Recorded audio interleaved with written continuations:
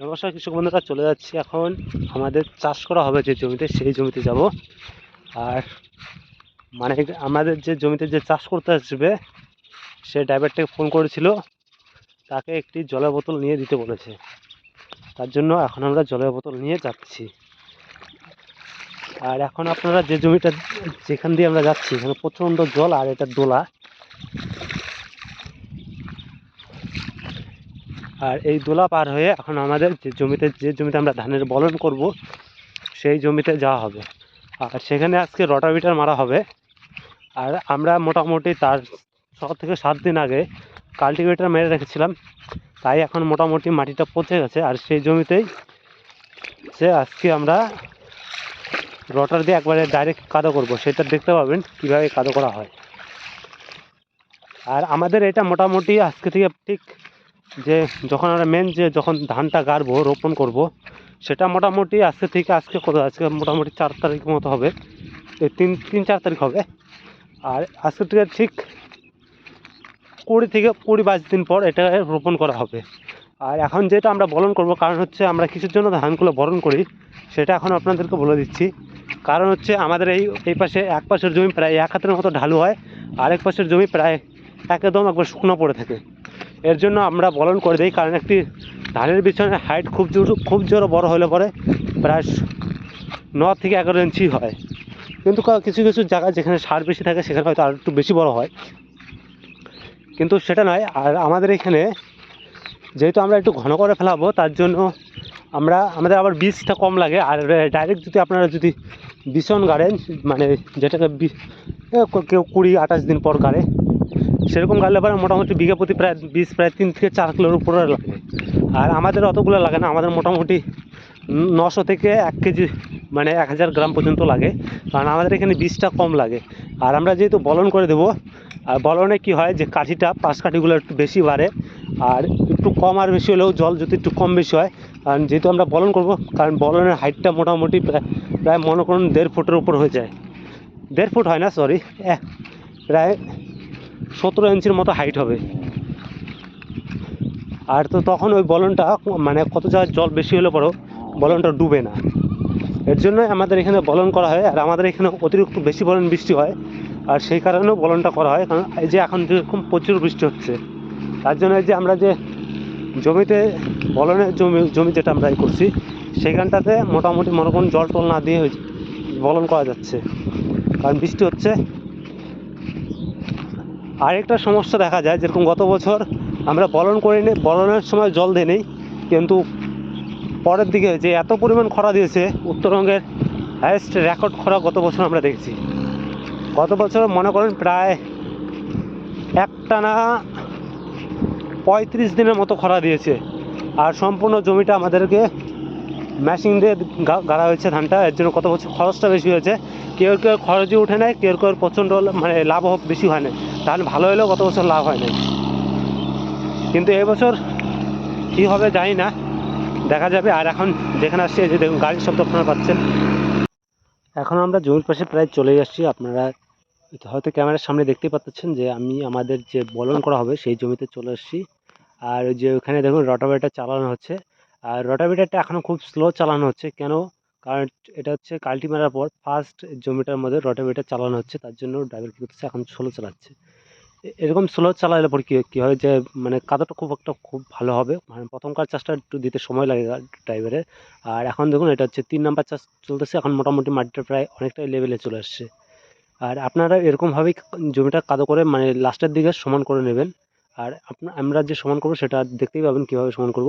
আর আমরা যতই বড় গাড়িতে চাষ করি, আর দিনের শেষে মানে চাষি ভাইয়ের কোদাল জমিতে লাগবেই, এটা হচ্ছে কমন ব্যাপার। কারণ চাষি ভাইয়ের কোদাল না হলে পরে জমি সমান হবে না।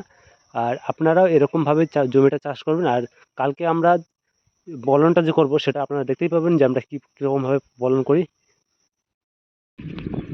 সব কিছু শেষে এখন আমাদের চাষ করা হয়ে গেছে কমপ্লিট। এই যে এখানে আপনারা দেখতে পাচ্ছেন জমিতে এখন চাষ করা শেষ।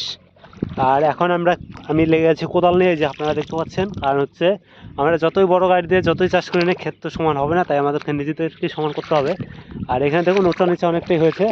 তা মোটামুটি আমরা যেরকম বলেছি সেরকমভাবেই ড্রাইভার চাষ করেছে, কারণ একটি বড় গাড়ি জমিতে ঘুরলে পরে কম আর বেশি একটু খাল হবেই। তাই এখন সেগুলো জায়গা আমরা যে কোদাল দিয়ে একটু সমান করে দিচ্ছি, যাতে করে ক্ষেতটা একটু সমান হয়। আর সমান হলে কি, ক্ষেতের জলটা যদি একরকম দাঁড়ায় তাহলে আমরা ওষুধপাতি যখনই দেবো রেজাল্টটা ভালো পাওয়া যাবে। কেন এই কথা বলতেছি, কারণ একটা জিনিস আপনার মাথায় রাখবেন, যখন জমি উঁচা নিচা থাকবে ওষুধ যে কোনো এক সাইডে পড়ে যায়, মানে কারণ ধান চাষের হলো সম্পূর্ণটাই জলের উপর নির্ভর করে। কারণ জল যেদিকে চাপতে দেখতে পাবেন সেদিকে ফলন ভালো হয় যে কোনো জিনিসেরই, ধানের মানে যে কোনো জিনিস কি ধানের ক্ষেত্রে। কারণ ধানের এই একটা যে ক্ষেত সবসময় মানে জমিটা সবসময় আপনারা এক সমান রাখার চেষ্টা করবেন, তাহলে কি ধানের ফলনটা একরকম হবে। আর যেহেতু এটার মধ্যে আমরা বলন করব, তাই এটা সেরকম সমান না হলেও চলবে, কিন্তু তাও আমরা সমানটা করে নিচ্ছি। কারণ হচ্ছে বলন তো আবার তুলতে হবে, কারণ যদি জমিতে যদি জল না থাকে তখন তুলতে আবার অসুবিধা হবে। কেন এই কথা বলতেছি, কারণ আপনারা অনেক সময় দেখতে পাবেন যে কিছু জায়গা বলন তুলতে অনেকটাই কষ্ট হয়। কারণ যখন বৃষ্টি হবে না তখন বলন শুকিয়ে মানে মাটি শুকিয়ে গেলে পরে বলন তুলতে অনেকটাই কষ্ট হয়। কারণ আমরা গত বছর হারে টের পেয়েছি, কারণ গত বছর আমাদের এখানে বৃষ্টি হয়নি বলতে চলে। কারণ একটানা 35 দিনের মতো খরা ছিল। মানে আমার যে বয়স প্রায় 25 বছর হয়েছে, এই এতক্ষণে মানে বড় হয়েছি, তারপরও এরকম খরা আমরা গত বছর দেখতে পেয়েছিলাম। আমি তার আগে দেখি নেই, কিন্তু এবছর তার জন্য একটু আগে ভাগায় মানে একটু মানে প্রত্যেক বছর তো একরকম খরা পড়বে তা তো না, কারণ এবছর আবার একটু সুপার এলিনোর ব্যাপার আছে, আপনারা সবাই দেখতে পারেন সুপার এলিনো।